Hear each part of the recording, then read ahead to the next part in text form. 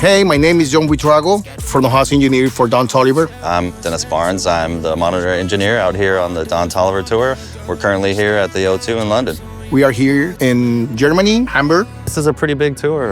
We're hitting like all the big arenas around Europe. We're drawing around 10,000 people every night, and they're loving it. And we are taking this baby on this tour for the entire Europe leg, and of course for the upcoming tours for Don Toliver. John has been talking about this desk for about 6 months, so as soon as it was released, we ended up shipping them to Coachella. At the show, we were quite blown away with how they sounded, and so straight from Coachella, they got shipped to Europe, and here we are today. Powerful console, tons of headroom. You have to push the master bus, feel the power of the PA. The console allows you to hear more than that. It's a thing that is not easy to find. The LV1 Classic has been an absolute secret weapon of ours, been rock solid, and have had absolutely zero issues with it. We're going to show you how we use the LV1 for front of house and monitors. In the gym, I gotta get my reps up. In the gym, I gotta get my reps up. We had a band on the stage, a Jupiter, a Moog, a Prophet, a Juno, a MIDI controller, guitar, electric guitar, DJ. Then I have a bunch of tracks coming from the Dante network, picking up from the Dante bridge we have on the stage. I'm basically processing all the channels with the SSL channel, the C6, and the DPR402 for every single channel. Just trying to keep the same consistency. That's my workflow. Then I have to create my groups. Nothing crazy. DJ, bass, guitar, keyboards, of course the group for guests, and the Don's vocals group. All of this route to the studio, and in my master change, I have the NLS bus, the SSL comp, the Pultec, an external insert, and F6 for me is the best dynamic EQ on the market. I'm using extra tools like the view meter just to make sure all the values are I'm very focused on the gain structure. So with the pass analyzer at the end, I'm trying to keep the curves following the targets, recording and the plugin, just to make sure the show sounds the same thing everywhere. After this master bus, we are using Matrix to fit the system, and I have on the small EQ from MMQ on the left and right, just in case I need the HEQ light, and I'm still using the GEQ Classic.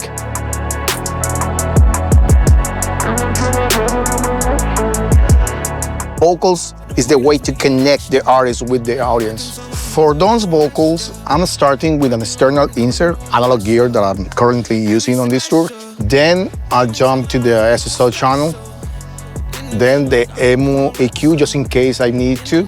Then the RDSer, the CLA76, CLA2A, then the R compressor, and I ended up the change with the C6. Why?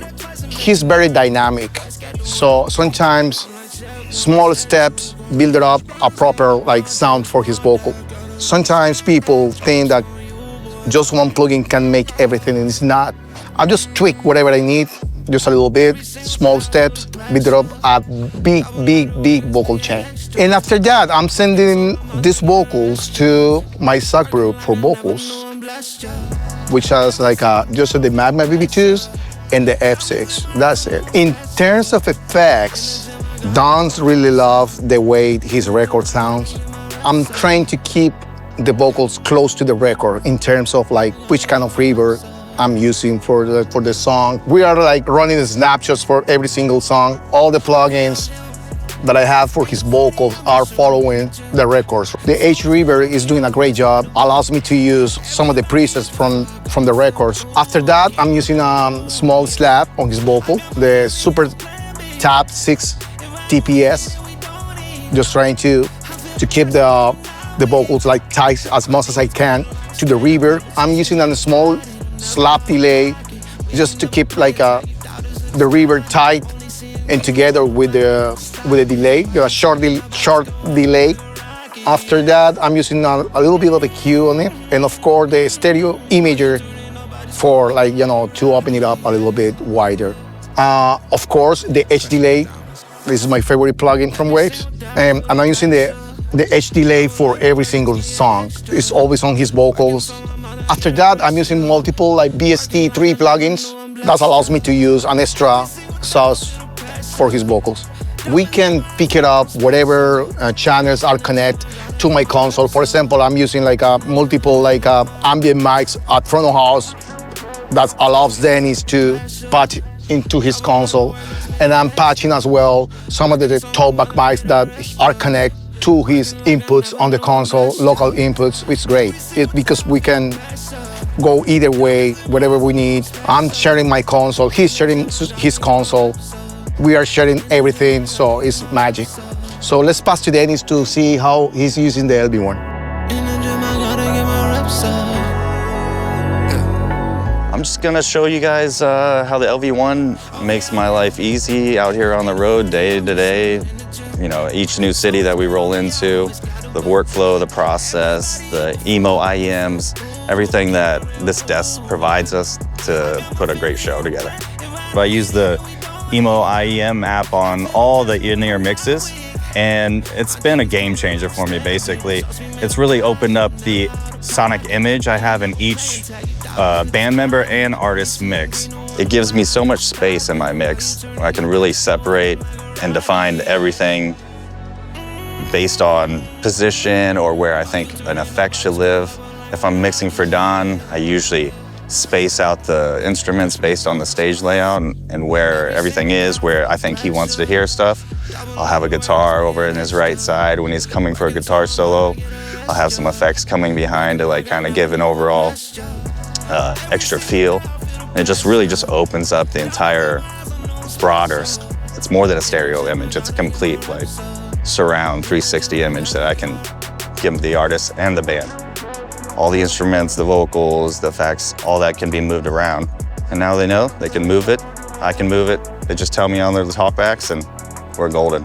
This is currently Don's mix. This is our artist mix right here. I'm having some guitar over on his right ear, basically spatially over there because the guitar lives on that right side. Also for effects, I bring them from behind. So he has like a verb, depends on the snapshot in the song, but I'll mix that up. I have some talkbacks over here, just slightly off center, so it doesn't mess with the vocal cutting right through the middle. And the same for the DJ vocal, like the guest vocals will come in and they'll slightly be off center, just so that main artist vocal is always cutting right through. And I start off with the PSE, of course, keep the stage sound out of the microphone. F6, got that. We got the CLA 76, CLA 2A. We got the sibilance right here, followed by the Poig, and finish it off with the BB tubes to really harmonize and create that quality sonic sound that we want out of his vocal. But then we sum it all up to his in-ear mix. He's using the Emo IEM app.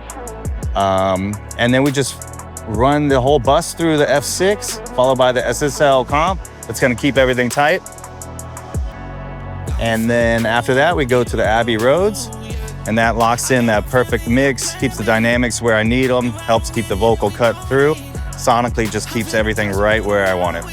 This is our standard setup. You know, I have the console, I have the extra screen, I have the iPad with the snapshots, the user keys, the mute groups, all these things. This small, compact package makes everything perfect and easy, and it's set up every day.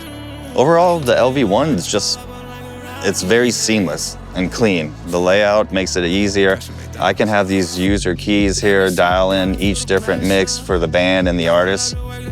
I have all the custom layouts, so I can easily pop through all these fader banks that I've set up perfectly for a band, the vocal channels, talkbacks, and then a star page where I can focus basically just on the star. It's a great sounding mix. It's easy to do.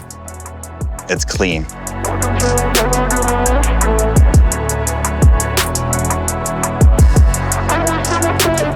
Everything is going like smoothly.